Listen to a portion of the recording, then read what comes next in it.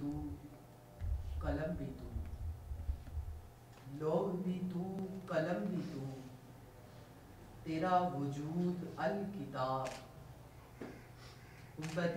آبگینہ رنگ تیرے محیط میں خباب۔ آج کی اس کتاب کی تقریب رونمائی میں گزارش کروں گا عظیم علمی روحانی شخصیت حضرت پیر نور المصطفیٰ رضوی صاحب سے۔ آپ سابق مرکزی صدر رہے ہیں انجمن طلبہ اسلام پاکستان کے، کہ آپ آئیں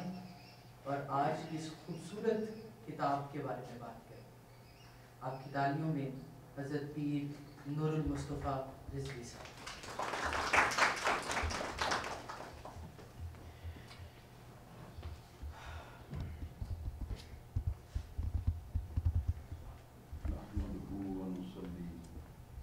ونسلم على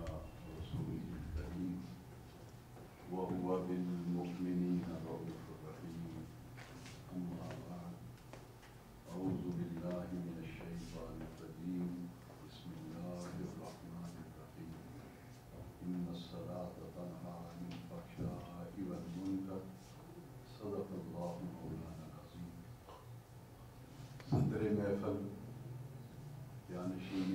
حضور ضیاء الامت، امین کمالات حضور ضیاء الامت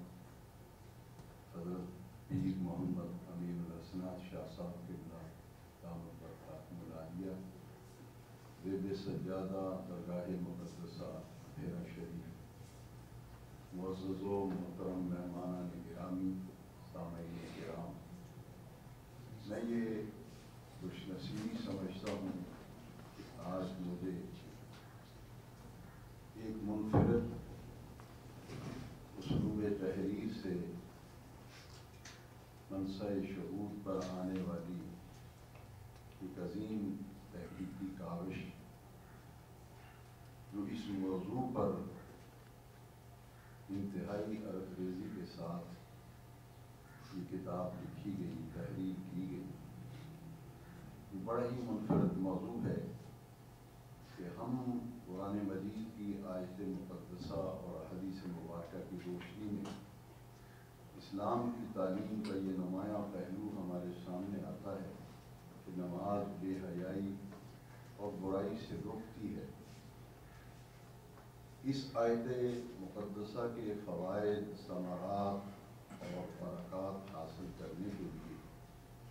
ہمیں کیا راہ عمل اختیار کرنا چاہیے، کون سا طریقہ کار ہے جس پر عمل کر کے ہم اپنی زندگیوں میں وہ تبدیلی پیدا کر سکتے ہیں جو نماز کا مقصد ہے، اور اس کے فرض کیے جانے میں جو حکمتیں ہیں اس میں نمایاں حکمت جو ہے وہ ہمارے سامنے آتی ہے۔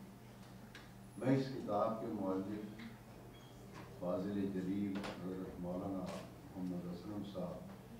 رضوی چشتی زیرمہ گروہ کا ان کو ہدیہ تبریک پیش کرتا ہوں، خراج تحسین پیش کرتا ہوں کہ انہوں نے وقت کے تقاضے کے مطابق دور حاضر میں ہمارے نوجوان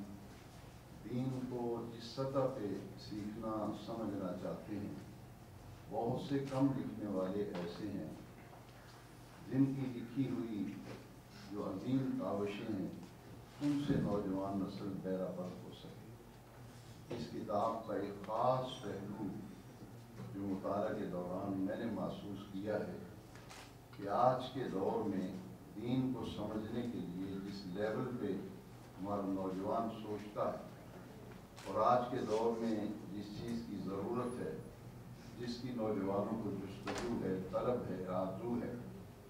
اور ایک تڑپ ہے دین کو سیکھنے کا جذبہ یقیناً موجود ہے اور وہ دیکھنے پہ آتا ہے۔ اس کتاب میں خاص طور پر ہر اس پڑھنے والے کے لیے، قاری کے لیے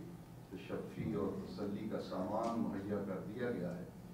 کہ ہم نماز کے فوائد، ثمرات اور برکات کو حاصل کرنے کے لیے ہمیں کن راہوں پہ چلنا چاہیے۔ اور نماز کی اقامت صلاۃ